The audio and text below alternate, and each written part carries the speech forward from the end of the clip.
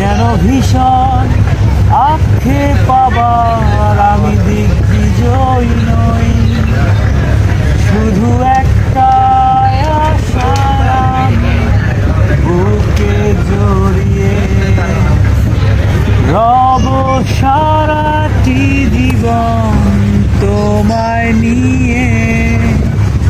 কোনো এক দুঃসহ জোছনা দিনে বাতি নিভে গেলে প্রিয়তমা তোমার চোখে মিষ্টি হাসি।